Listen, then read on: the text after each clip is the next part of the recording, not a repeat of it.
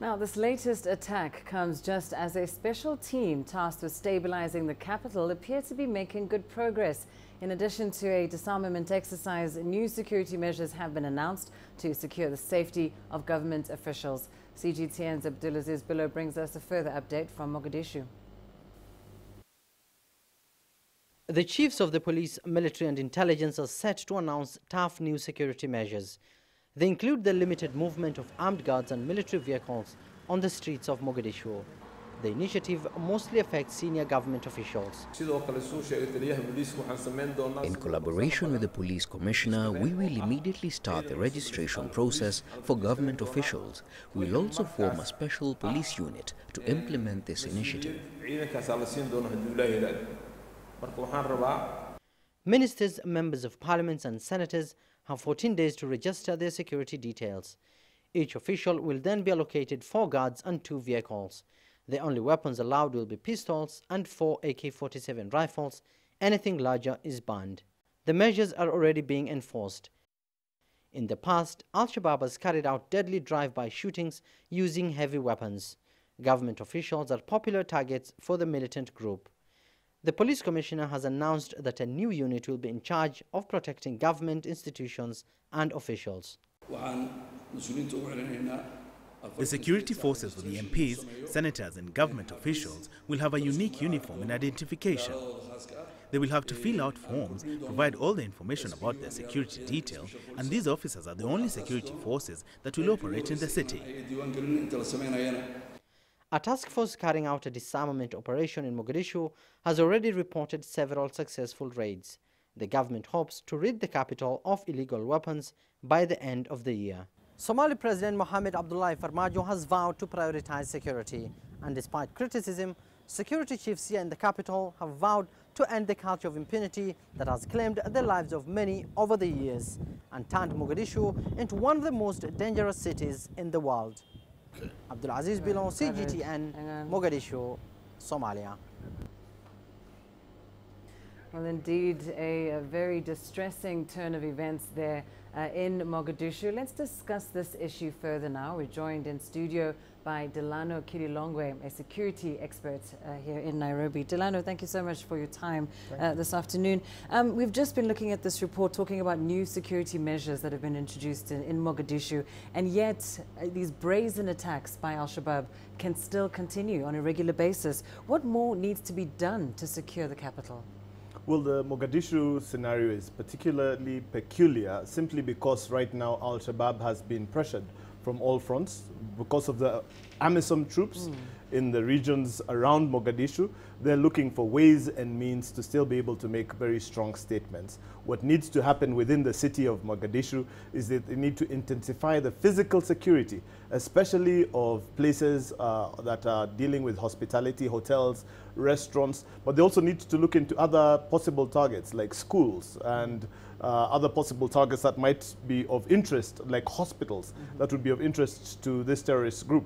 Now, unfortunately, in the case of Mogadishu, and specifically in the case of this particular event, a VBID was used and then the insurgents then stepped into the building. In that particular case, they could have put in measures, bollards and anti-ramming barriers that would have prevented or protected at least the initial portion of that particular attack. So again, there needs to be surveillance, and Mogadishu unfortunately is at a time where it's still developing, so they do not have sufficient adequate physical measures put in place. They do not have citywide CCTV. They're not able to pick out suspicious or strange activities or strange vehicles that are running on the roads. Immediately, what they do need to do now within the city is implement various types of barriers. We saw them questioning people on the road, but they need to put in proper serpentine roadblocks in order to be able to actually assess each particular participant or person who is in each vehicle that's passing through. And what about the role of AMISOM at this point? Or in fact, others even saying that maybe this needs to go beyond AMISOM, that there needs to be further support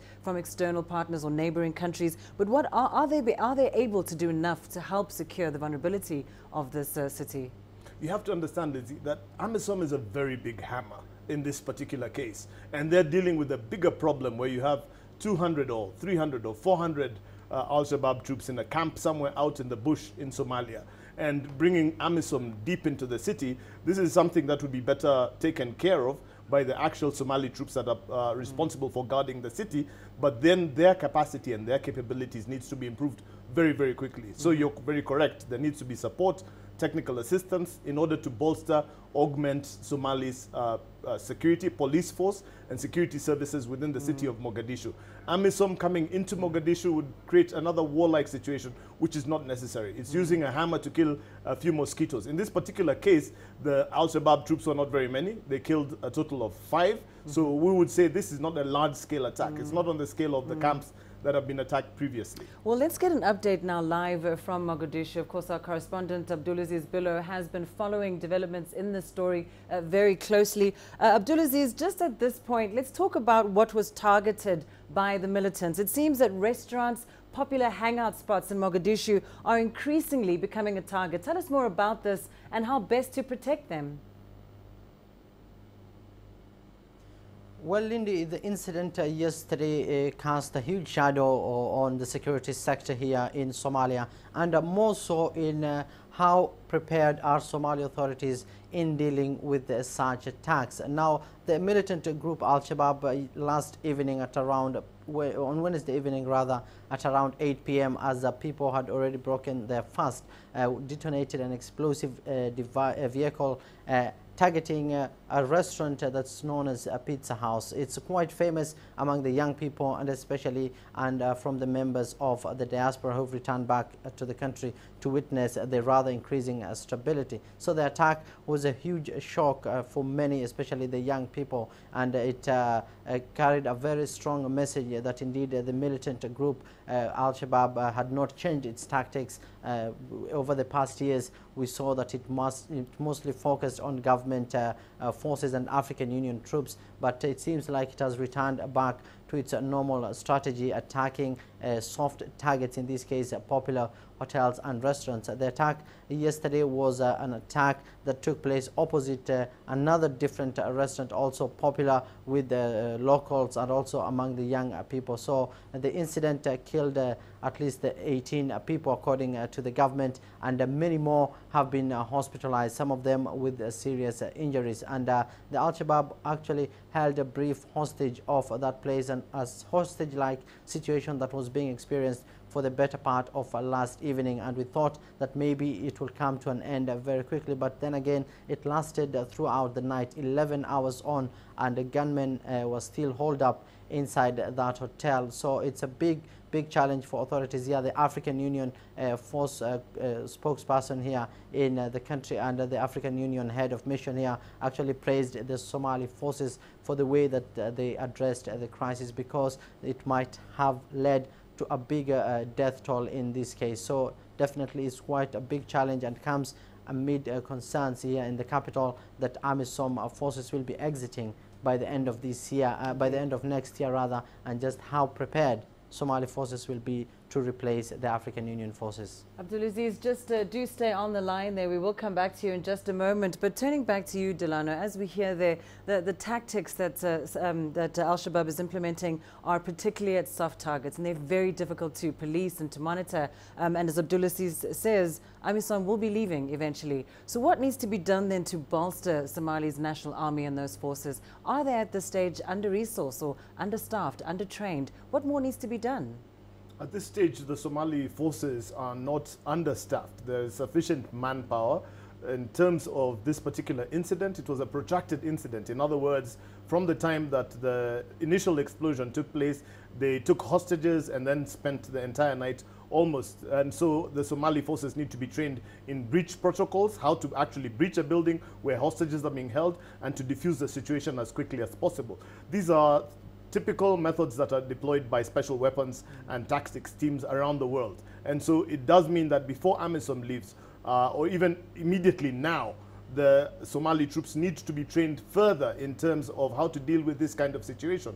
But rather than going to the dealing with the situation, what should happen is we should be able to get to a place where we deter the situation. Or even if we can't deter the situation by implementing various physical methodologies, we should be able to detect the situation. So it's not just from the perspective of dealing with the situation, because then we're not being proactive. The Somali troops actually need to get into a stage where they're able to detect this far in advance of any of these type of attacks. So intelligence gathering plays a very key role, and that's another area that the Somali troops need to be trained on, to be able to gather intelligence and pick out the people who are planning this kind of an attack, because you cannot just wake up in the morning and decide we're going to attack this place that has a discotheque.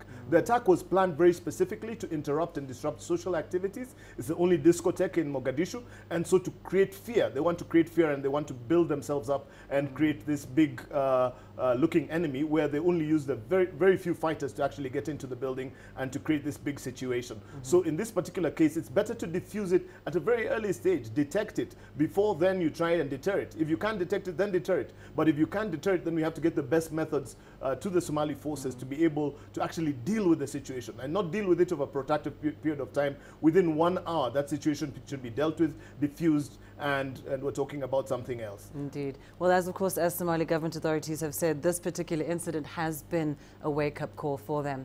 Abdulaziz, just turning back to you now, just to close off, just give us an update on the latest on this incident. We understand, of course, that hostage situation has since ended. What response so far is coming from Somali authorities?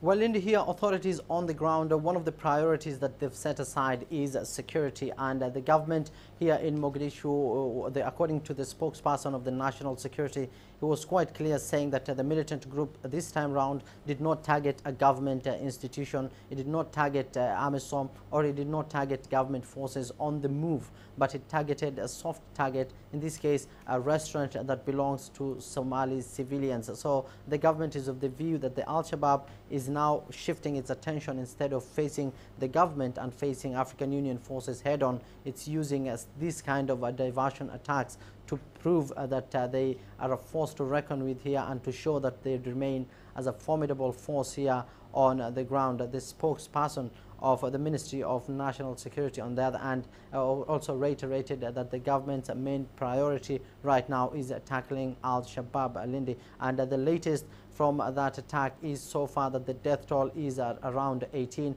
and more than 19 people others have been hospitalized with serious injuries. The government is treating this case as a terrorist attack, and the authorities are saying that they would need to take the fight head on to Al-Shabaab rather than to wait for it to be attacked, and that's what experts are saying here. But over the couple of months, Lindy, here the government has put up a plan called the Mogadishu Stabilization Plan. It involves comprising of different security organs of the government, the police, the military, the intelligence, and the tactical unit, and they've played a crucial role rather in preventing Al-Shabaab attacks along the key streets of Mogadishu and on Somali government bases. And in regards to this month, it's the month of Ramadan. It's the time where Al-Shabaab uses to increase its attacks here in the capital, and the fact that they haven't been able to launch this kind of attack for the past 20 days itself, Lindy, shows that there's a remarkable improvement in security, but more needs to be done to avoid Al-Shabaab targeting soft targets like we witnessed in a hotel Pizza House. Indeed, more needs to be done indeed. Thank you very much, Abdulaziz Billow, joining us there from Mogadishu, and thank you to my guest Delano Longwe, joining us here in our studio in Nairobi. Thank you.